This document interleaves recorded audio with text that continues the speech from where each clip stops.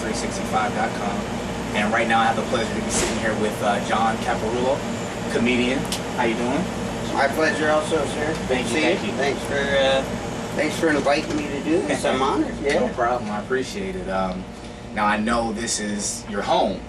Yes. This is home state anyway. Yes. I know you're from East Liverpool, Mm-hmm. and I'm actually originally from Youngstown, so we're not. Oh, okay. Yeah, we're not too far away from each other. I always have to use Youngstown as kind of the the city that I can try to get people to understand where I'm from.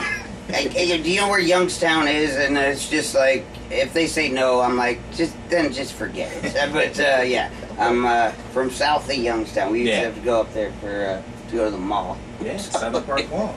Yep. Now I read when you were starting out with the stand-up, you did Akron, Cleveland, Pittsburgh. How was it hitting the Midwest and some of those circuits as opposed to a New York or a Los Angeles, like those clubs? Well, I think I connect the most with the Midwest at this point. I still think that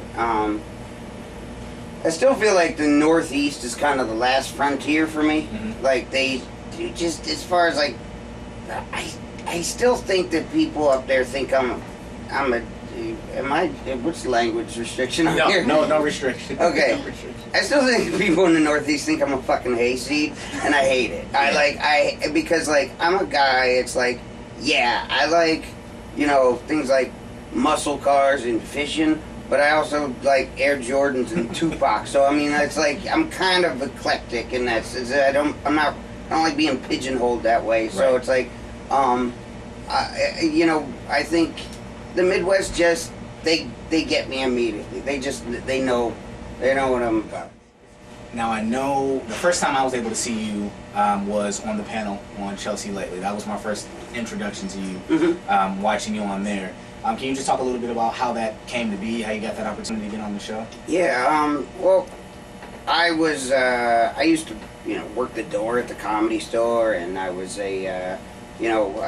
being around town, like Chelsea and I were just kind of around in LA, trying to make our way up at the same time. Right. And she was, in the comedy business, it seems like you kind of tend to remember the people who are really good, just because it's a lot more rare than you think. Mm-hmm. Like, a lot of people try it and they're just, whatever. They're just not that good. Right. What they do, they really have no business. I mean, it's like some people. It's just like, you never say anything funny off stage. What are you doing up there? Right. But Chelsea, it was genuinely always just funny. She just we used to do a show up in the belly room at the Comedy Store. Mm-hmm.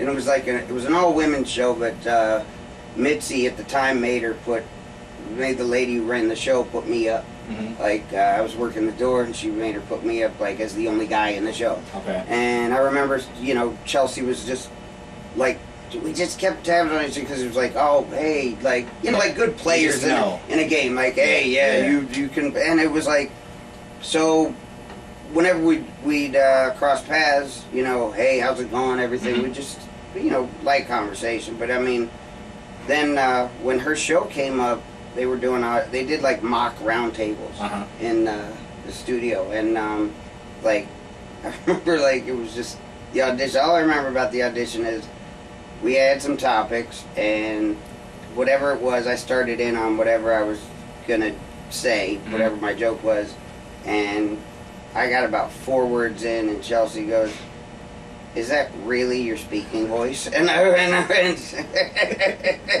yes, come on, man, this isn't a surprise to you, And like, I just I was able to roll with it. Yeah. And that's what's beautiful about the show is you've got to be able to roll with it. And like, it's just, that's what I think is the test of a true comic, is somebody who just, who can just be funny. Right. Just give me what it is, like Bruce Lee, be like water. Be like water. And that's how it came up. It was just, and that's what I love about this show. Now, it's funny you say, as far as the sign of a good comic is to be able to roll with it. Mm-hmm. Sometimes I sit and I watch, my wife and I will be sitting watching the show, and it seems like there's a comedian up there that's just like bombing. You know, nothing's working, none of the jokes are working. How is that? I've never seen you do that, but how is it just being up there on the panel and somebody's having one of those nights where it's just not working? On the panel, that's I gotta back clean up a lot. I mean, like I gotta. That's why, like, you know, I started as far back as, like, you know, 2008 maybe. I think, you know, the guy who, you know, kind of runs talent for the show, when they'd have somebody new on, usually guys like me, you know, or like Lonnie Love or Joe Coy, they'd be like somebody that he'd put them on too, so that just in case so and so just can't hang, then we've got, you know, this person, you know, this guy to come in and get some laughs and actually get some runs for everybody. But I you know, the thing is about that show is it just it's just you separate the men from the boys real quick, and that's what I love about it. Come inside me. You know what? Coming over here, I was like, how am I gonna say that? Wait, how do you separate up? I like it. But no, just I know that's your most recent special. Yes. You know, tell me a little bit about the process of putting it all together, and you know how it came to be. Yeah. Well, I wanted to do when I did my first special, my hour special Meat Cap, which was my first one, came out in 2009. It ended up, you know, we through my management company and Warner Brothers, we ended up producing it on our own and then selling it off to like Comedy Central. And the thing is like, you know, what happens with that is they do a premiere on like a Friday, and you never hear from them. It's like it's just like 10 o'clock on Friday, and then bye, and then I'll get the occasional, hey, you were on at 3 a.m. last night. And I'm like, oh, awesome. And it's like it's like a helpless feeling as a comic, because you're like, man, I put so much work into that, and it just vanished into nothing. Right. So I really was determined from about 2011 to like, I want a special that's like that Netflix or somebody like that is invested in. I want them to produce it because I want it to be promoted by them and put out. And so it took us a while to get them around, because they were going through their own. When Netflix looked like they were going to vanish, and then all of a sudden they came back stronger than ever. So it was really just in that time. It was just the same as I always do, which is as far as writing material. It's like I start with my old set, and then I just start gradually weaving the old stuff out and new things in where I can put, you know, and it just becomes an entirely new set. I really wanted to at least give people a chance to look at me in a different light than to pigeonhole me into that whole blue collar thing that I was sort of getting sucked into, and I wasn't really crazy about. So we were gonna call it With Buttons. I had 100 different like title modifications, and my wife I come home one day and she's like, "Why don't you just call it Come Inside Me?" And at first I'm like, "Oh, we can't do that. They won't have any context to go with that. It'll just sound, it just sound creepy." And then I'm like, "Wait a minute, that we should totally call it that, because all I want is a title that'll grab people."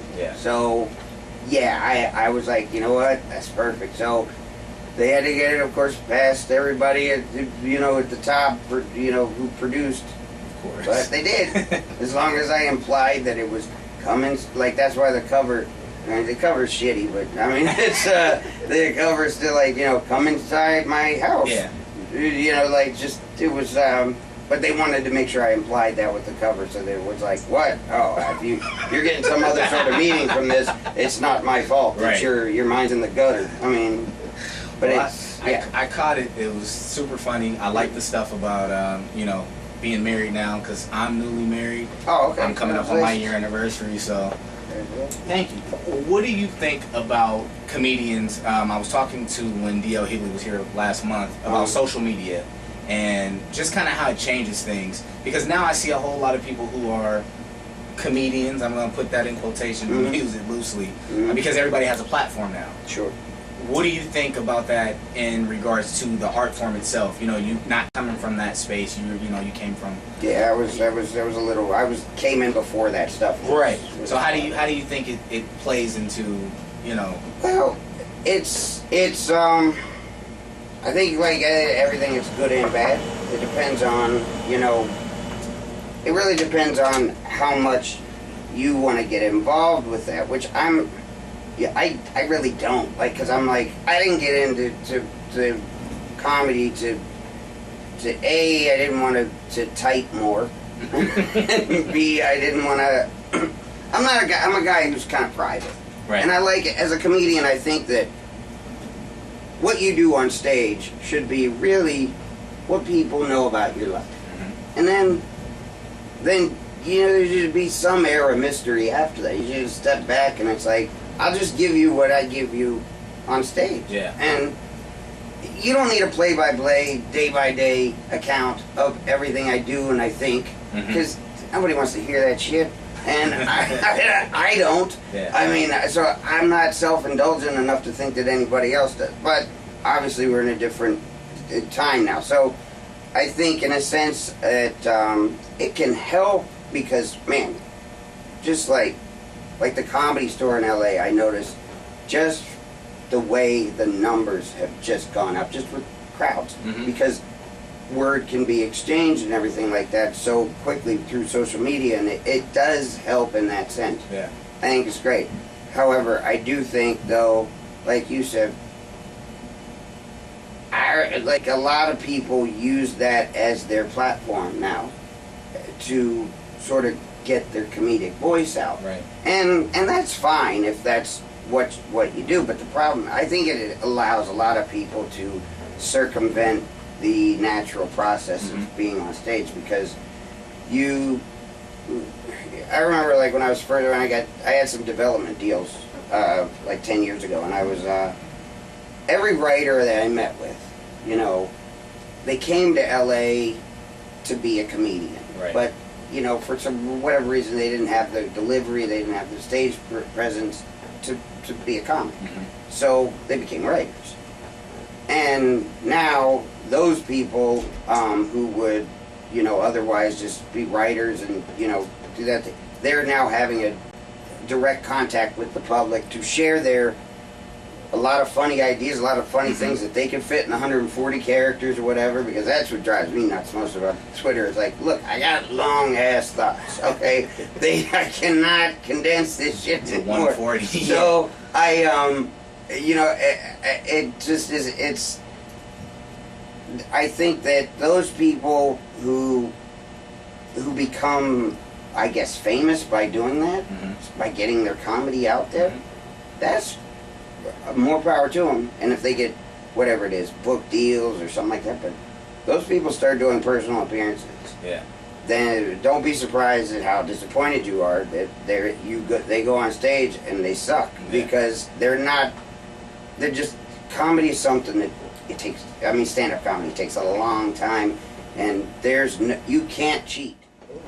Well, John, I appreciate it, man. Oh, man, good talk. Appreciate you sitting down and talking to me. If you just want to maybe tell people where they can catch you coming up, or what you got going on, that type of thing. Well, I'll go to my website, johncaparulo.com. If you can spell John Caparulo, you're gold on any of this stuff. Whether, you know, it's whether it's Twitter, my site, yeah. It's as long as you spell it right, I guess I'll be fine. But yeah, I'm doing a new thing called Caplets, which yeah, it's I'm doing a new little 5 to 7 minute set every month that I'm just putting it out because I want to put out more material more often. So Caplets and the new special, and I'm coming to a city near you somewhere. Just look on the schedule. I'll be there at some point. So, but Caplets, check out Caplets. Cool. All right. Well, thank you guys. This is Mark G signing off from Canada 365. John Caparulo here at the Funny Bone, and that's it.